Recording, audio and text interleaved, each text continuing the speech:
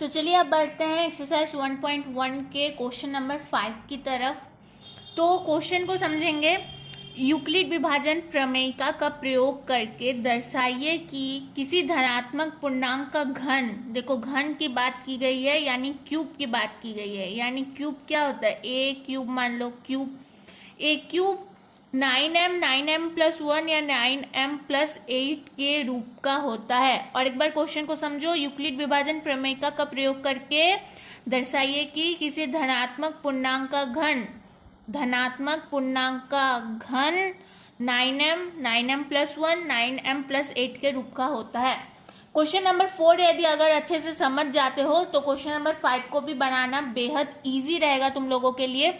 देखो फर्क बस इतना है, समझो कि क्वेश्चन नंबर 4 में कहा गया था कि किसी धनात्मक पूर्णांक का वर्ग यानी स्क्वायर, और यहाँ पे कहा गया है धनात्मक पूर्णांक का घन ए क्यूब 9m+1 या 9m+8 के रूप का होता है। बस फर्क इतना है।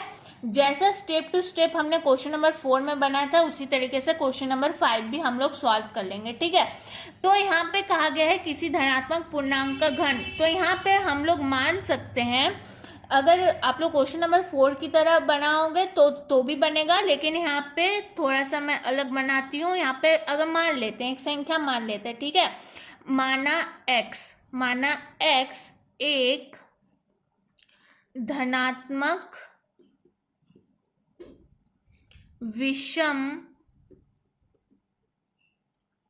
पूर्णांक है, ठीक है। धनात्मक विषम पूर्णांक है और पूर्णांक का घन हमें 9m ये सब प्रूव करना है, ठीक है। तो 3q यहाँ पे जैसे कि वहाँ पे था 3q+1 3q+2, उसी तरीके से क्वेश्चन नंबर 4 में था ना 3q ऐसे हमने सॉल्व किया था। तो इसी तरह हम लोग इसको भी सॉल्व करेंगे कि अतः लिख लेते हैं एक बार यहाँ पे ताकि एग्जामिनर समझ जाए। 3q+1 और 3q+2, 3q+2 यानी bq+1 इसी स्ट्रक्चर में है। तो हम लोग क्या करेंगे, लिख लेंगे पहला, हम लोग का पहला जो स्थिति रहेगा, लिखेंगे कि जब x बराबर 3q, जब x बराबर 3q, तो हमने क्या किया था क्वेश्चन नंबर 4 में कि समीकरण के दोनों पक्षों में हमने क्या रखा था, वर्ग रखा था। यहाँ हमें रखना है घन, तो लिख देंगे समीकरण के दोनों पक्षों, देखो ये मैंने एडवांस में लिख दिया, ठीक है। एक कह सकते हैं क्वेश्चन नंबर 4 का जो एडवांस रूप है वो क्वेश्चन नंबर 5 है। x बराबर सीधे मैंने 3q लिख दिया, जैसे कि यहाँ पे हुआ था ना क्वेश्चन नंबर 4 में कि a बराबर 3q, bq+r किया था हमने, फिर a बराबर 3q आया था। तो इतना सब कुछ करने की जरूरत नहीं है, आप लोग यहाँ अब सीधे यहाँ पे सॉल्व कर सकते हैं कि समीकरण के यहाँ पे x बराबर 3q लिख सकते हैं। फिर हम लोग लिखेंगे कि समीकरण के दोनों पक्षों में घन रखने पर, ठीक है, यानी सीधे हमने सॉल्व करना शुरू किया। ज़्यादा लंबा खींच के ज़रूरत नहीं है, आप जितना शॉर्ट में बना सकते हो एग्जाम में आप लोगों के लिए उतना बेहतर है। तो x³ और 3q का होल क्यूब, तो x³ तो x³ रह जाएगा और 3q का होल क्यूब कितना हो जाएगा, 3 × 3 करेंगे 27 q का क्यूब, ठीक है। तो इसको याद रखिए, x का क्यूब और 27 का q का क्यूब। नेक्स्ट पेज में चलते हैं एंड वहाँ सॉल्व करते हैं। तो क्या था हमारे पास, और एक बार लिख लेते हैं ताकि आप लोगों को कंफ्यूजन ना हो। क्या था हमारे पास, x³ बराबर 27q का क्यूब। अब देखो 27q के क्यूब को हम लोग क्या लिख सकते हैं, हम लोग ये लिख सकते हैं ना कि 9 × 3q का क्यूब। अब 9 को 3 से गुना करेंगे तो 27 आएगा, 27q का क्यूब। तो हम लोग 27 के क्यूब को हम लोग 9 × 3 के 3q का क्यूब लिख सकते हैं। अब x का क्यूब को हम लोग 9 इस 3 क्यू के क्यूब को हम लोग एम में चेंज कर देते हैं। यहाँ हम लोग रीजन दे देंगे जिस तरीके से हमने क्वेश्चन नंबर 4 में किया था कि जहाँ m बराबर 3 के क्यू का क्यूब। ठीक है, तो एक बार हम लोगों के सामने सिद्ध हो गया कि कोई धनात्मक विषम पूर्णांक का वर्ग 9m के रूप का होता है, 9m के रूप का होता है। और हमें हम क्या भी अभी क्या सिद्ध करना है, 9m+1 सिद्ध करना है और 9m+8 भी सिद्ध करना है। इन दोनों को भी अभी सिद्ध करना है। तो देखो अब सिचुएशन नंबर 2 की बारी, सिचुएशन नंबर 2 की बारी। ये दो आप लोगों को लिखने की जरूरत नहीं है, मैं समझाने के लिए लिख रही हूं।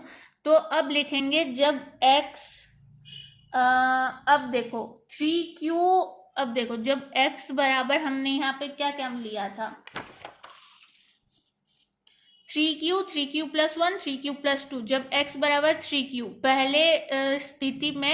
पहले स्थिति में हमने 3q ले लिया था, अब 3q+1 लेंगे। ठीक है, 3q+1 लेंगे तो लिखेंगे जब x बराबर 3q+1, तो क्या करेंगे, समीकरण के दोनों पक्षों में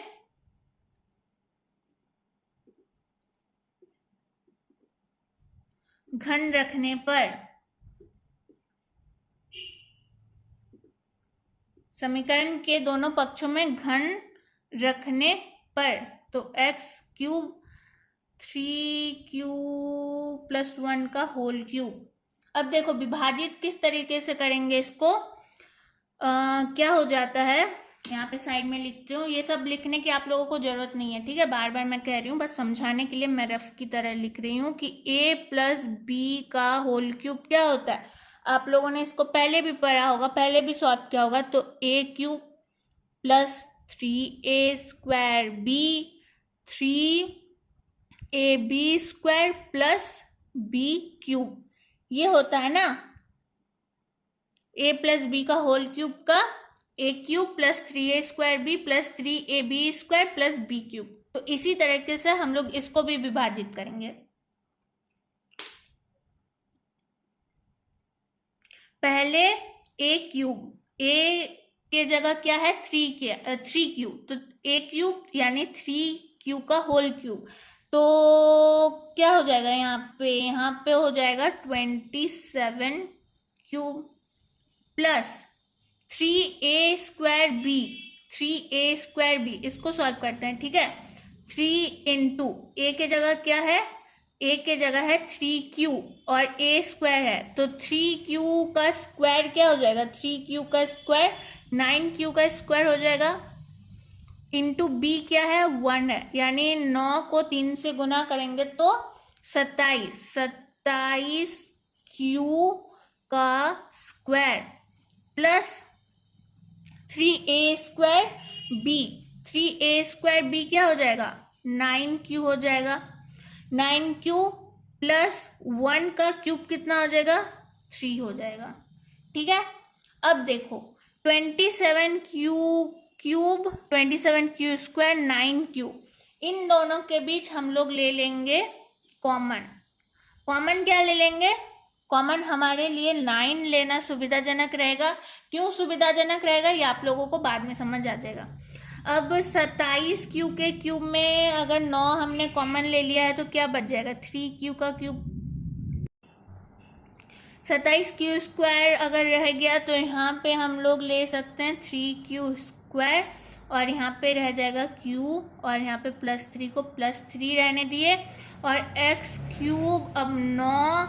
अब क्या करेंगे 3q + 3q² + q को हम लोग m में चेंज कर देंगे, +3 लिख देंगे और यहाँ पे हम लोग एक रीज़न दे देंगे कि जहाँ m बराबर 3q³, ये हम लोग रीजन में दे देंगे 3q² + q है। तो क्या हो गया कि एक धनात्मक विषम पूर्णांक, हमने सबसे पहले ही मान लिया था कि एक धनात्मक विषम पूर्णांक बराबर x, तो क्या हो गया एक धनात्मक पूर्णांक का घन 9m+3, एक मिनट, 9m प्लस 3 ना, यहाँ पे भी हम लोग कॉमन ले सकते थे हालांकि। अच्छा 1 का क्यूब तो 1 ही हो जाएगा, सॉरी 1 का क्यूब तो 1 हो जाएगा ना, तो 9m प्लस 1 के रूप का होता है। तो यहाँ पे हमारे पास ये भी सिद्ध हो गया। जिस तरीके से हमने सिद्ध किया कि एक्स क्यूब बराबर 9m हमने सिद्ध कर दिया, और 9m प्लस 1 सिद्ध कर दिया। अब 9m प्लस 8 की बारी। तो अब हम लोग थर्ड सिचुएशन में जाएंगे कि जब x बराबर 3 क्यूब प्लस 1 हमने लिया, उसी प्रकार हम लोग लेंगे अब कि जब x बराबर 3 क्यूब प्लस 2, तो समीकरण के दोनों पक्षों में स्क्वायर बैठाएंगे। ये आप लोग लिख लेना कि समीकरण के दोनों पक्षों में क्यूब बैठाने पर, समीकरण के दोनों पक्षों में वर्ग रखने पर। तो इसको इसी तरह सॉल्व करेंगे। A cube plus 3a² plus 3ab² plus B cube. तो ए क्यूब यानी 3q का होल क्यूब 27 क्यूब हो जाएगा। फिर 3a² b 54q² हो जाएगा। फिर 3 इंटू 3 करेंगे तो 9q, और 2 का स्क्वायर हो जाएगा। तो इस हिसाब से क्या हो जाएगा, 36q हो जाएगा। और 2 का क्यूब कितना हो जाएगा, 2 का क्यूब 4 दूनी 8 ना होगा, 8 होगा। अब फिर क्या करेंगे, कॉमन ले लेंगे। 27q क्यूब 54q² 36q में। आई होप आप लोगों को समझ में आ चुका होगा, अब समझाने की उतनी ज़रूरत नहीं है। कॉमन हम लोग फिर से 9 लेंगे। 9 क्यों लेंगे, क्योंकि हमें वहाँ पे वही सिद्ध करना है। तो यहाँ पे बच गया 3q का क्यूब। 9 को 54 से डिवाइड करेंगे तो कितना हो जाएगा, 6 हो जाएगा। 6q², और 36q है तो 4 से डिवाइड कर देंगे तो 36 आ जाएगा। 4q plus 8। अब x क्यूब 9, इसको हम लोग चेंज कर देंगे m में, और प्लस 8 आ जाएगा यहाँ पे। तो यहाँ पे हम लोग लिख देंगे कि जहाँ m बराबर, इसको लिखना बार बार जरूरी है, मैं इसलिए कह रही हूँ क्योंकि इससे आप लोगों को फुल मार्क्स मिलेंगे। अगर आप ये नहीं लिखते हैं तो आप लोगों को नंबर काटा जा सकता है। तो देखो फिर से साबित हो गया कि किसी धनात्मक विषम पूर्णांक का वर्ग 9m प्लस 8 के रूप का होता है। ठीक है, चलो हमने 3 सिचुएशन में हमने साबित कर दिया कि किसी धनात्मक विषम पूर्णांक का घन 9m प्लस 1 9m प्लस 8 के रूप का होता है। ये था क्वेश्चन नंबर 5, और यहीं पे आप लोगों का एक्सरसाइज 1.1 अध्याय 1 का कंप्लीट होता है। अगर सारी वीडियोस अच्छी लगे तो लाइक करना ना भूलना, और कुछ भी प्रॉब्लम होता है तो कमेंट बॉक्स में कमेंट कर सकते हो, मैं रिप्लाई जरूर दूंगी। एंड आप लोग इंस्टाग्राम में भी जाके मुझे फॉलो कर सकते हो। किसी वीडियो का लिंक चाहिए तो आप लोग